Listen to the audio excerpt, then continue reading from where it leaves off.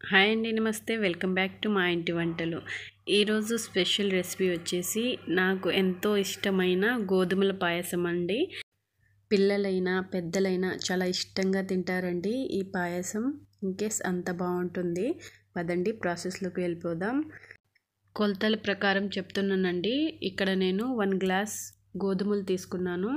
ఈ గోధుమల్ని నైటే నానబెట్టుకోవాలండి. నానబెట్టుకునే ముందు కంటే ఒక ప్రాసెస్ ఉంటుంది. దీంట్లో కాస్త నీళ్ళు చల్లించుకొని ఒక రోకల్లో ఇలా కాస్త నీళ్ళు చల్లుకుంటూ ఇలా దంచుకోవాలండి. దీని మీద పొట్టు ఉంటుంది.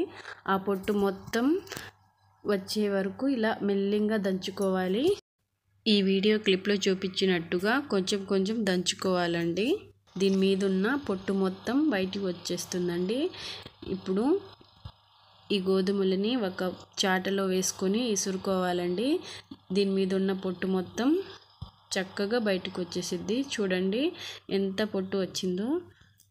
ఇలా దంచిన గోధుమల్ని ఒక చాటలో వేసుకొని విసురుకోవాలండి. చూడండి ఎంత వేస్ట్ పొట్టు వచ్చిందో. ఇలా ఈ విధంగా శుభ్రంగా తీసేయాలండి. ఇప్పుడు దీన్ని వాటర్ వేసుకొని బాగా శుభ్రంగా 2-3 సార్లు ఇందులో ఉన్న ఇంకొంచెం పొట్టు ఉంటుంది కదండి, అది కూడా పోయే వరకు క్లీన్గా శుభ్రంగా వాష్ చేసుకోవాలండి. ఇలా 2-3 సార్లు వాష్ చేసుకున్నాక ఇందులో వాటర్ వేసుకొని నైట్ అంతా నానబెట్టుకోవాలండి. ఈ విధంగా ముందు రోజు నైటే మనం ఈ విధంగా ప్రాసెస్ చేసుకొని గోధుమలు నానబెట్టుకుంటే తెల్లారేసరికి నానుంటాయి కదండి, తొందరగా ఉడికిపోతాయి. మనం నైట్ నానబెట్టుకున్న గోధుమల్ని ఇంకొన్ని వాటర్ వేసుకొని ఇలా ఈ విధంగా ఉడికించుకోవాలండి. చూసారా, నేను 3 గ్లాసుల వాటర్ వేసుకొని ఉడికించుకున్నాను. ఇది ఉడికించుకోవడానికి చాలా టైం పట్టిద్దండి. కొంతమంది అయితే కుక్కర్లో కూడా వేసుకుంటారు.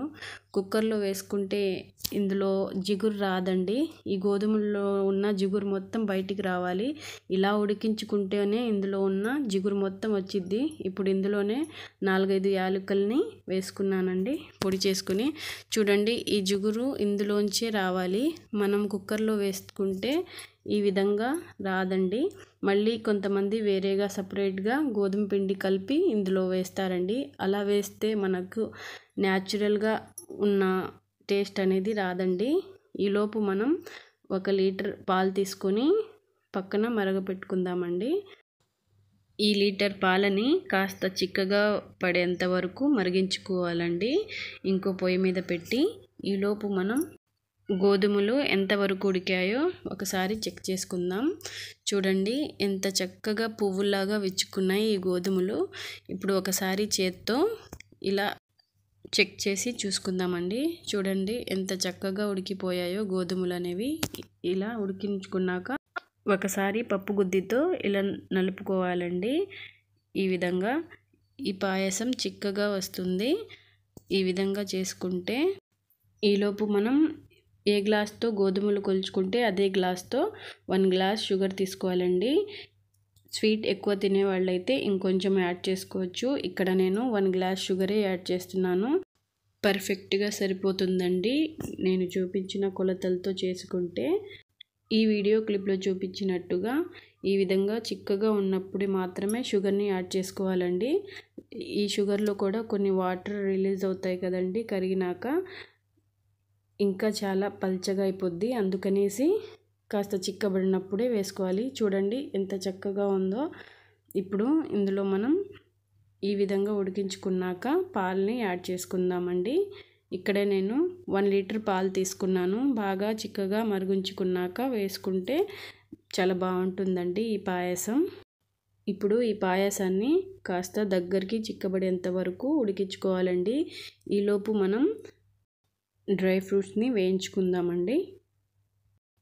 స్టవ్ ఆన్ చేసి కడాయి పెట్టుకొని కడాయి కాస్త హీట్ అయినాక ఇందులో 1 టేబుల్ స్పూన్ నెయ్యి వేసుకోవాలండి.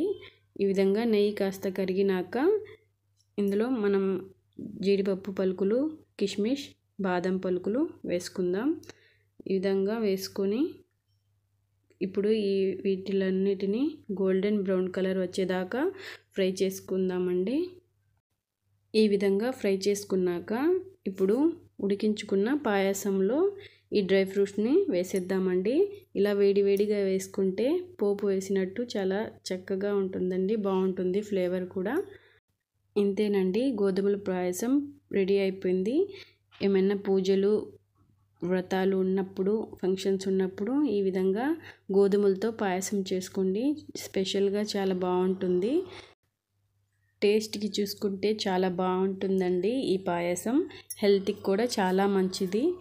నచ్చితే లైక్ చేయండి, షేర్ చేయండి, సబ్స్క్రైబ్ చేయండి. ఫ్రెండ్స్ అండ్ రిలేటివ్స్కి షేర్ చేయండి. Bye friends.